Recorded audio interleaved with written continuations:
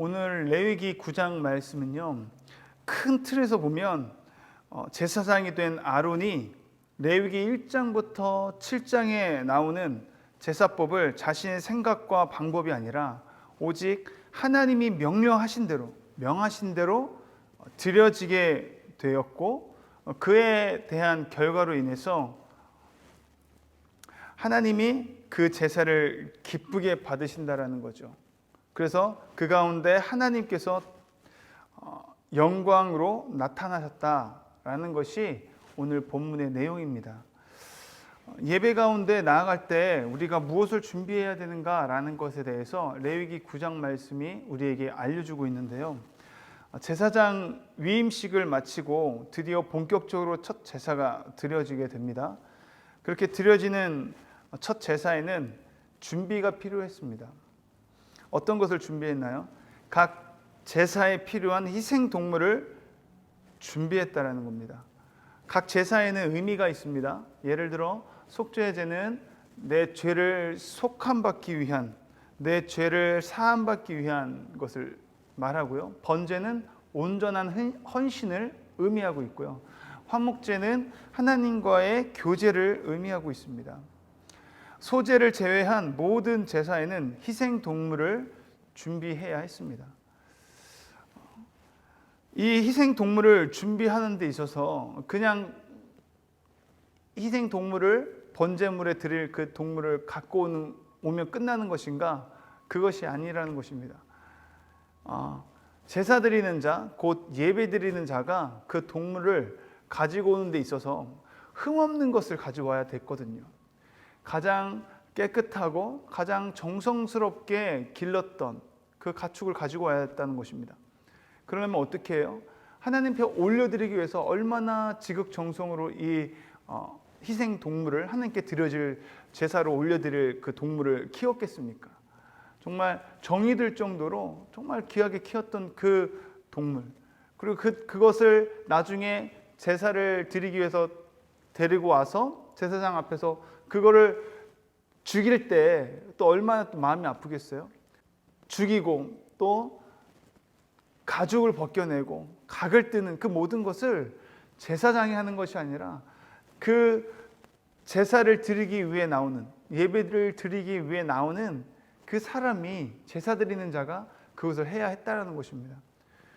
그 희생 동물을 바치기까지 많은 정성이 필요하다는 거예요. 그걸 속죄제로 올려드릴 때도, 그거를 죽일 때에 그 피비린내 나는 그 동물을 죽이면서 이제 얼마나 힘들었겠습니까? 그리고 그 가죽을 벗겨낼 때도, 그 각을 뜰 때도 그것을 보면서 내 죄로 인해서 이 동물이, 내가 진짜 흠없이 키워왔던 이 동물이 죽는구나, 죄의 결과가 얼마나 무서운지를 그것을 통해서 보게 된다는 것입니다. 예배를 드리러 나아갈 때 준비해야 될 것은 희생 동물인데요, 그것을 드리는 데 있어서 그냥 드리는 것이 아니라 많은 정성을 들이고 또 자기 죄를 돌아볼 수 있는 시간이 된다라는 거죠. 동물뿐만이 아니라 소재로서 하나님 앞에 제사를 드리는데 그 가운데서도 그냥 곡물을 갖고 오는 것이 아닙니다. 그것을 굉장히 얇게 잘 빻아야 돼요. 고운 밀가루라고 했거든요. 그 당시에는, 고대에는 그런 방앗간이 없었잖아요. 믹서기도 없었을 텐데 얼마큼 그렇게 정성스럽게 고아야 했을까요? 잘 익히고 가루를 만들기 위해서 지극정성을 다했어야 됐을 것입니다. 구약의 시대, 그렇게 제사를 드리던 시대에는 이렇게 희생 동물과 고운 밀가루를 가지고 주님 앞에 나아가 예배를 드리고 그렇게 제사를 드렸다면, 현재를 살아가고 있는 저와 여러분들은 어떻게 주님 앞에 예배를 드리며 나아가야 되겠습니까? 우리도 예배 드리러 나아갈 때 준비해야 할 것이 필요하다는 것을 오늘 말씀을 통해 가르쳐주고 있는데, 준비된 마음과 정성을 다하는 태도가 필요하다는 것입니다. 그러면 이 준비된 마음은 어떤 마음일까요? 주님 앞에 회개하는 마음을 가지고 주님 앞에 나아가야 된다는 것입니다.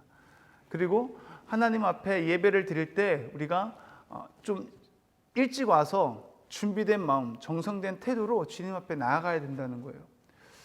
그래서 저는 이 예배를 주님 앞에 드리러 나아가는 것을 두 가지로 보게 된다면, 첫 번째는 공적인 예배가 될 것이고, 또 한 가지는 일상 가운데 우리 삶의 모든 영역 가운데서 주님께 드려지는 예배가 있을 텐데, 공적 예배 나아갈 때는 아까도 말했듯이 좀 예배 드리기 10분 전, 적어도 10분 전은 가가지고 하나님 앞에 기도하는 거죠.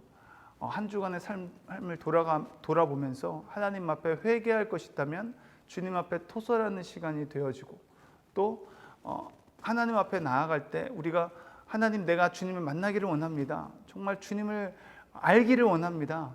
그러한 사모함과 그 갈급함으로 예배를 준비하는 마음, 정성된 마음, 태도를 가지고 나가야 될 것입니다. 그리고 그 정성되는 것은 그냥 주님 앞에 나아갈 때 쓰리바를 막 짝짝 끓고 나오면 안 되겠죠. 정말 깔끔하고 정갈하게 주님 앞에 나아가는 그런 정성된 태도가 필요할 것으로 보입니다. 삶의 영역 가운데서도 우리가 늘 매 순간순간 하나님을 찾는 모습, 또 하나님 앞에 순종하는 모습으로 나아가야 될 줄 믿습니다.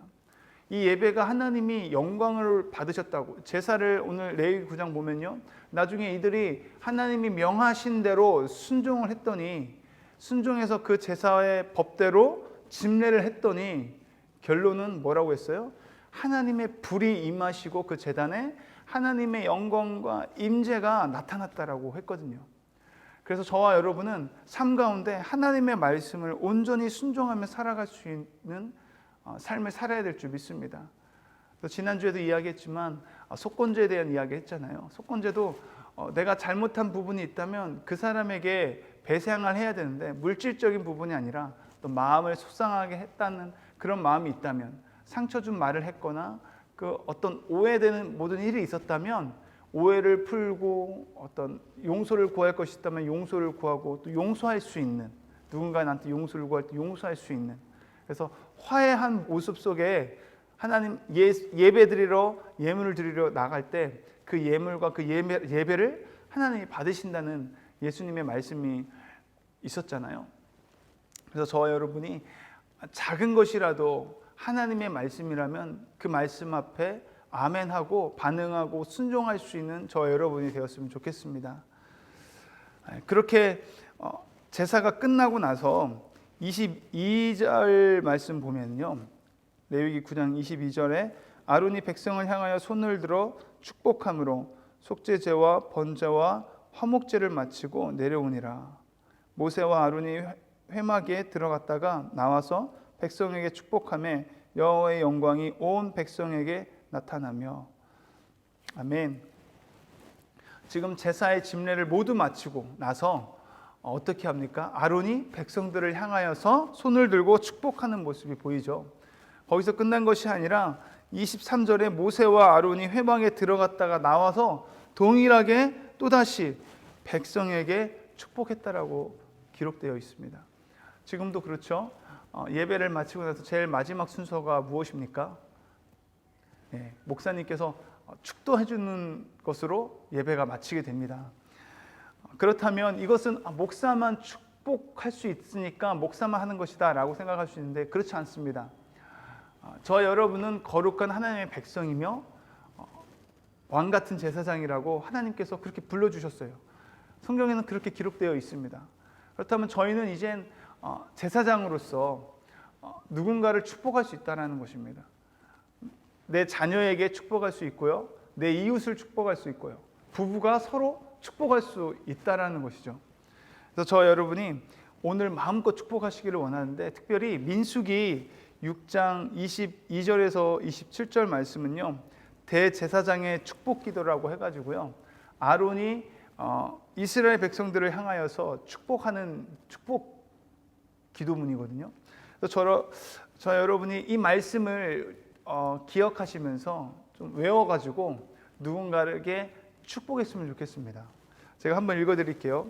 여호와께서 모세에게 말씀하여 이르시되 아론과 그의 아들들에게 말하여 이르기를, 너희는 이스라엘 자손을 위하여 이렇게 축복하여 이르되, 여호와는 내게 복을 주시고 너를 지키시기를 원하며, 여호와는 그의 얼굴을 내게 비추사 은혜 베푸시기를 원하며 여호와는 그 얼굴을 내게로 향하여 드사 평강 주시기를 원하노라 할지니라 하라. 그들은 이같이 내 이름으로 이스라엘 자손에게 축복할지니 내가 그들에게 복을 주리라. 아멘. 네, 사랑하는 자녀에게 그리고 남편에게, 아내에게, 내 사랑하는 이웃에게, 또 자녀가 부모에게 이렇게 축복했으면 좋겠어요. 여기서 여호와는 너에게 복을 주시고 해서 너에게라는 그것에 축복하고자 하는 자의 이름을 붙여가지고 하는 거죠. 예, 오늘 말씀은요, 이렇게 예배를 드리러 나아갈 때 우리가 준비해야 될 것이 있는데, 하나님을 향한 준비된 마음과 정성된 태도. 그래서 우리가 공예배 가운데 나아갈 때 정말 깔끔하게 나아가서 주님 앞에 예배 드리는 모습으로 준비되어서 나아갔으면 좋겠고, 또 예배 드리기 10분 전에도 나가서 적어도 하나님 앞에 기도하는 마음으로 기도하면서 회개할 것이 있다면 회개하며 주님을 알기를 원한다는 사모함과 임재 가운데 하나님의 영광이 드러나고 나타날 수 있는 예배가 될 수 있게 해달라고 기도하며 나아갈 수 있는 모습이 필요하다는 것이고, 또 우리 삶 가운데서 예배 드리며 나아갈 때도 하나님 말씀에 온전히 순종하면서 하나님과의 친밀한 교제 가운데 살아갈 때에 그 삶의 예배가 하나님께서 기뻐 받으시고 그 가운데 하나님의 영광이 나타나게 될 줄 믿습니다.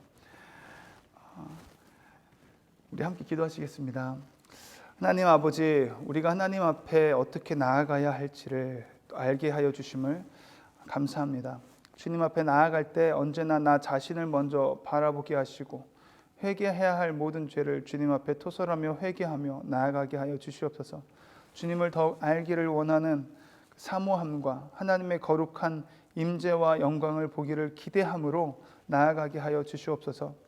주께서 거룩한 백성으로 왕같은 제사장으로 부르셨으니 만나는 모든 사람들을 주의 이름으로 마음껏 축복하는 오늘이 되게 하여 주시옵소서. 예배에 불로 임한 하나님의 임재와 영광이 우리 삶 가운데 꺼지지 않도록 늘 하나님을 인식하고 의식함으로 말씀에 온전히 순종하는 오늘을 살아가게 하여 주시옵소서. 우리의 힘으로 다할 수 없음을 고백합니다. 보혜사 성령 하나님 친히 우리를 붙드시고 인도하여 주시옵소서. 예수님의 이름으로 기도드립니다. 아멘.